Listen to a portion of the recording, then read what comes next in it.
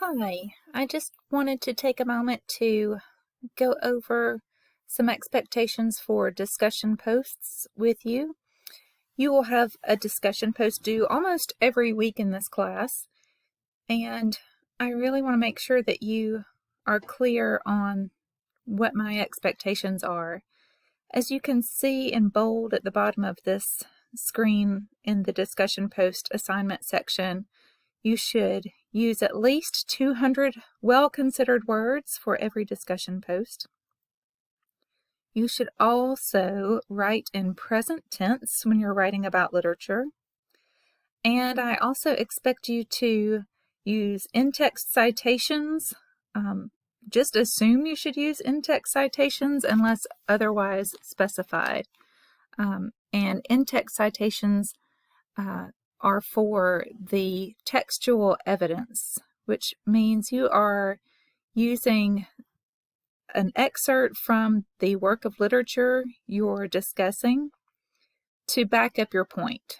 So if you're talking about metaphor or tone or some literary element that you've chosen to focus a part of your discussion on, to show me the section of the text that made you say this metaphor is important, this line talks about this kind of tone, or if you're writing about a symbol, you might include the sentence or line or lines that have that symbol in it that gives a meaning behind the symbol or expresses how that symbol is used. You should also look at your general handouts and make sure that you know how to do the works cited. This is just the works cited, and for works cited for just the primary sources, if that's all you're required to use, you're most likely going to be using the textbook. So pay attention to what is required for the works cited.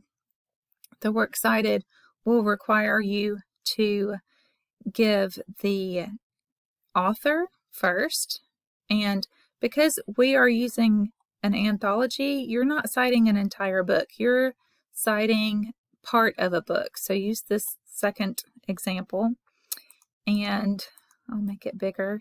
So what you would do is look at the author of the short story or poem that you are writing about, and then give the title of that short story or poem. Short stories and poems, the titles should be in quotation marks. And then the title of the Norton Introduction to Literature should be in italics. And then the editor is the person that is on the front cover, edited by, for example, your editor might be Kelly J. Mays. The current edition of the textbook, or the one that we are working with in spring 2021, is the one edited by Kelly J. Mays. And the publisher will be Norton for ours. The publication year will be found in one of the beginning pages of the textbook. So look for that, and you should use the most recent year you find there next to the copyright symbol. Include all the page numbers of the short story or the poem if the poem goes on more than one page in the textbook.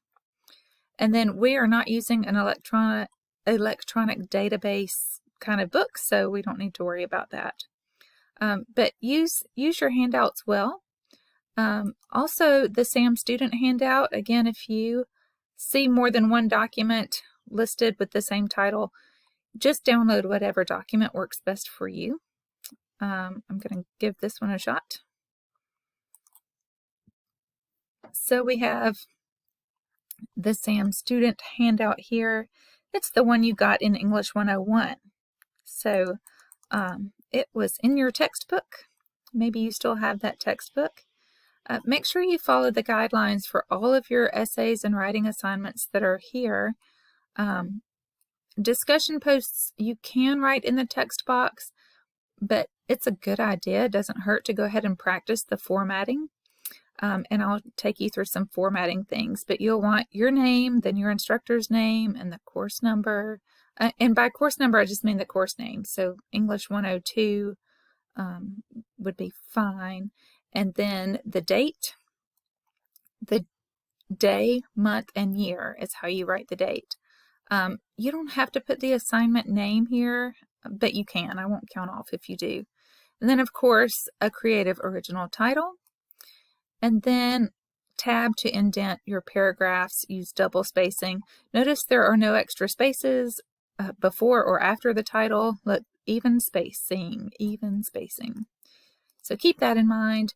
Again, here is how you do works cited. So that's how you do an addition if you need an addition. Let's see. In-text citations are what I'm looking for. Those are going to be important. All of this information is important. But certainly you want to keep in mind that your in-text citations will include the last name of the author and the page number. So let's look at that. So these are still works cited. Let's get to in-text citation. Okay, quoting sources. So if you're doing a short quotation, you will just incorporate or integrate the quote into your sentence, either by embedding it in a sentence if it's very short, and just a phrase. You can do it like this example, or if you're quoting an entire sentence or maybe more than one sentence, you might just start with a signal phrase as simple as Hawthorne writes, if Hawthorne is the author. And then, of course, you're going to put the page number from where you found the quote. Notice there is no comma between the author's last name and the page number. Also, at the end of the sentence with the quotation, there is no period. You save that until after the parenthetical citation. Now, you may not be familiar with quoting poetry, or it may have been a while since you've quoted any poetry. So let's look at this one carefully.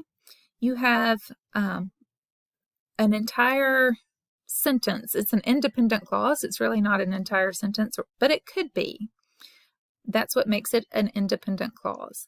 So when you are introducing the quotation you're going to use with an independent clause, instead of using a comma before the quotation, you would use a colon. So here's a complete sentence with a colon, and then you go right into the quotation.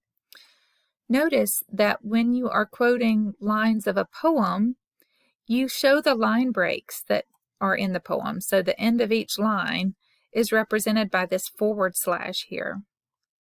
And then again, at the end of the quotation, you don't put a period. You save it until after the parenthetical citation. And unlike quoting from a short story, you actually put the word lines here. So you don't put page when you're citing pages, but you do put lines when you're citing line numbers. Now, if you're quoting more than 3 lines of poetry, then you do a blocked quotation where you will put the lines indented like this, 2 tab spaces over, and then this is a play, so you will later on consider maybe using dialogue, but the format is the same. So you would indent until you have like this. So here is a full sentence introducing several lines of poetry, again from Robert Frost.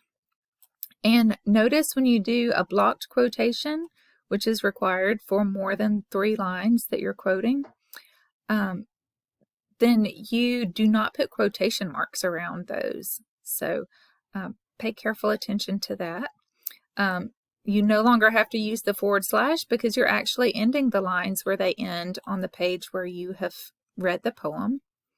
And the period does go at the end of the sentence here and not after the parenthetical citation. So those are MLA format rules. They're important to follow. I will be looking to see if you are following those guidelines. A lot of the important thing about English class is just making sure you follow the rules. So make sure you do that.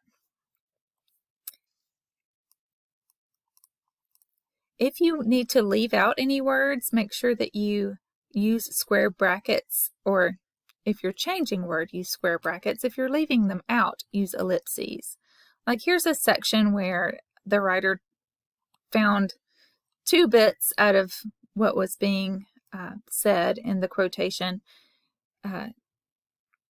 2 bits that were super important to make the point, but then there were some things in the middle that didn't really contribute to the point. So where you can, leave out the parts that don't contribute to your overall point and use ellipses, the ...